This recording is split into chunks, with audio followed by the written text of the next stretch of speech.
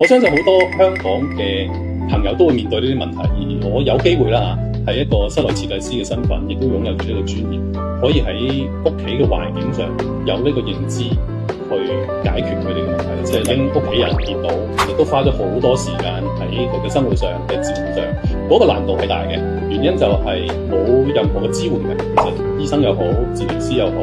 護理嘅都好，其實佢哋都係提出一啲建議。但係去到返屋企嘅時候咧，結果都自己解決，所以先出現我會好想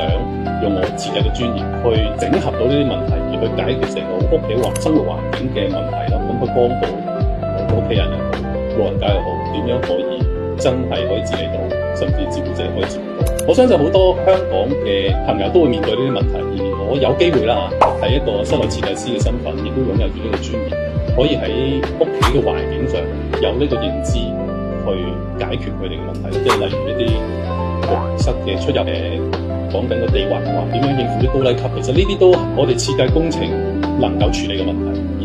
醫護佢哋只能夠講出嗰個問題，就冇辦法解決。咁所以我哋有一個好處就係我哋識得點樣去整合呢啲問題去解決。其實有一個好深感受嘅，有一個屋企嘅老公，咁其實揾到我哋啦。咁個原因就係因為阿太太病。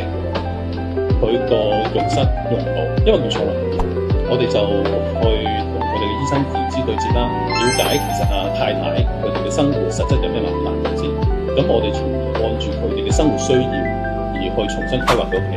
咁當時重新規劃完，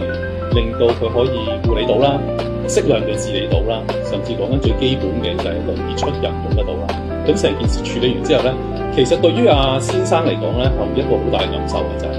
佢能夠留住佢嘅太太一齊繼續喺個屋企生活，呢個係對於佢哋嘅感情又好啦，關係都好啦，有一個好大嘅幫助。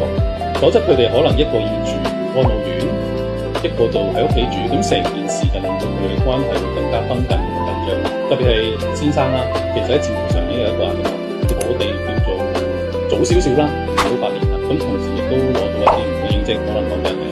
長者家居安全馬會嘅啲獎項，甚至一啲國際性嘅獎項嘅認可啦。其實對於大家嚟講，都叫做有啲客觀上嘅參考，去證明到我哋做緊嘅嘢，確實係幫到老人家做到居家安老嘅效果咯。